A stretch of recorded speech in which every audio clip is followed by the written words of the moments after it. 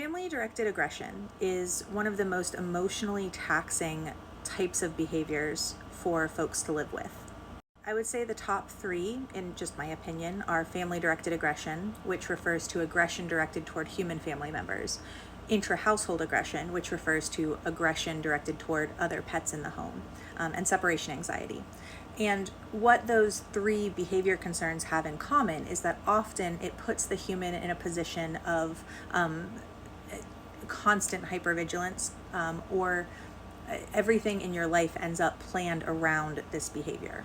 That can include your schedule, your availability to travel, your pet care needs. It can include things like the layout of your house, how you relax and spend your time, how your house flows, your ability to meet your own needs or the needs of other human family members or the needs of other pets. And so these are really emotionally challenging behavior cases, in addition to being logistically heavy, financially heavy.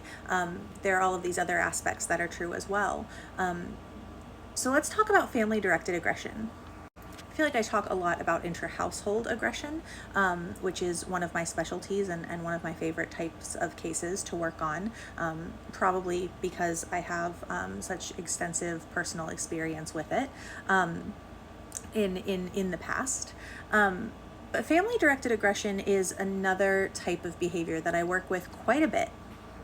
And usually family-directed aggression is kind of this umbrella term, this sort of label, and then we need to get more specific about what's going on because there can be a lot of different reasons that we might be seeing family-directed aggression.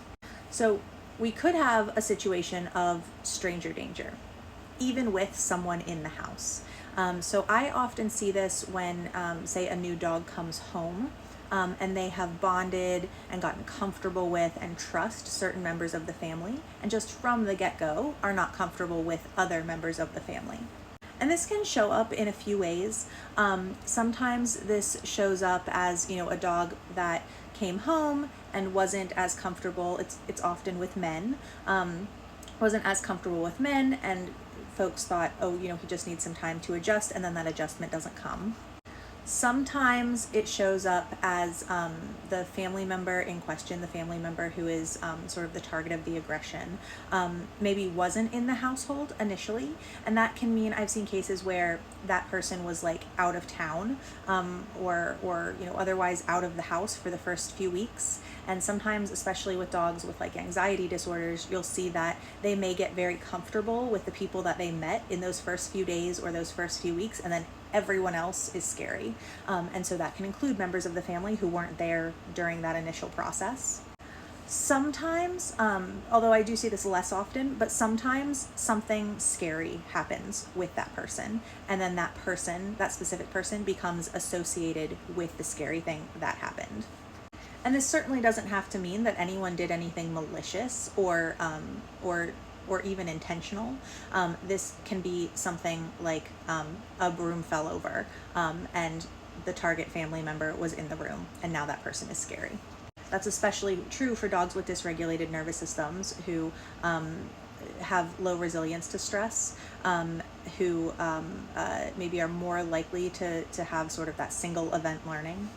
Sometimes there may be something about a particular family member that the dog associates with something scary and unsafe from before they came home.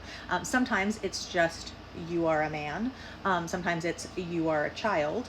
But it could also be the way a person smells. I've seen this with like the smell of cigarette smoke. I've seen this with a particular type of clothing. It's really interesting. Our brains don't, on a conscious level, pick out what we associate with the scary thing. And so the brain is just saying, that makes me feel unsafe. That seemingly benign thing makes me feel incredibly unsafe, and the dog goes into like a fight or flight. And so it's like a stranger danger, but it's with a household member.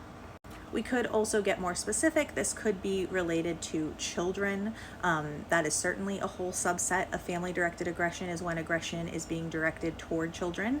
And that's something we need to take extra care around, because children are a vulnerable population. They cannot really give informed consent for living in a house with a pet who could cause them physical and emotional harm. There are legal things to consider, particularly if there are any custody issues. I've seen this come up. But also just simply from a safety perspective, I've also seen cases where CPS has gotten involved.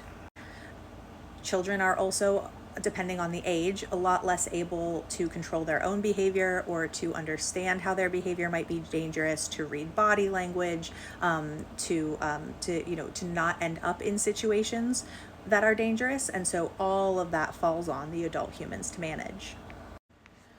Resource guarding is another common place that we see family-directed aggression. Resource guarding tends to involve aggressive behavior, or it doesn't, at a low level actually, let me take that back.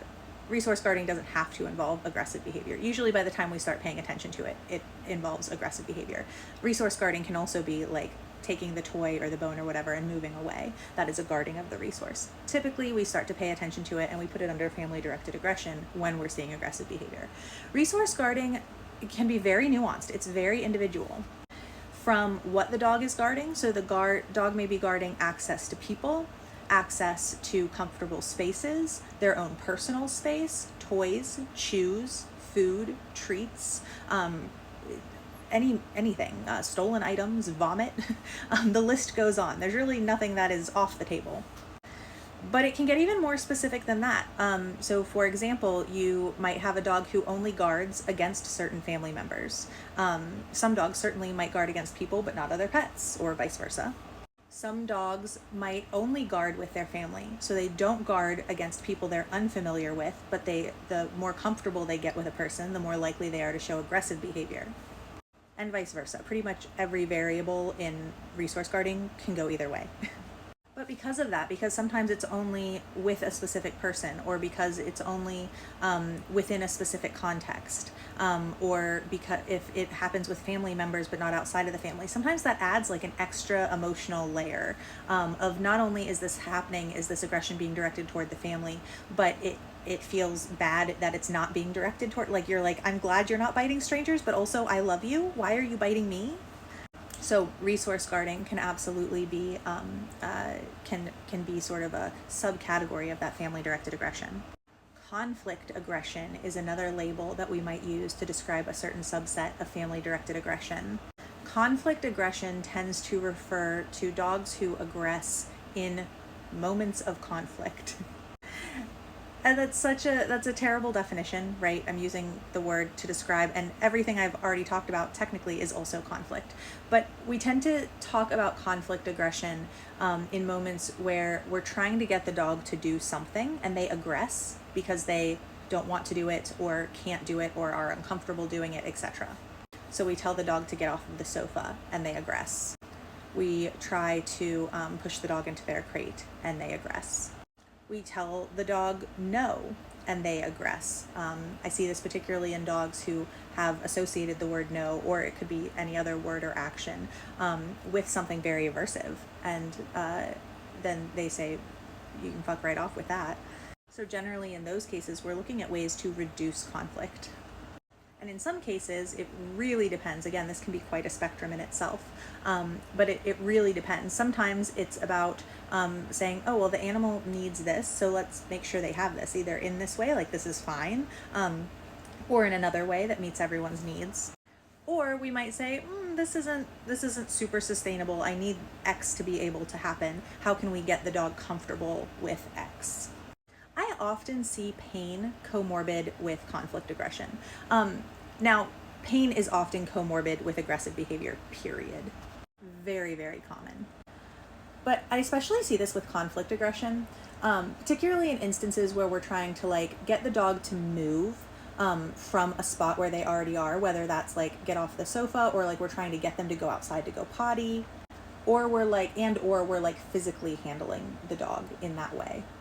Those are just a few of the ways that family-directed aggression can show up.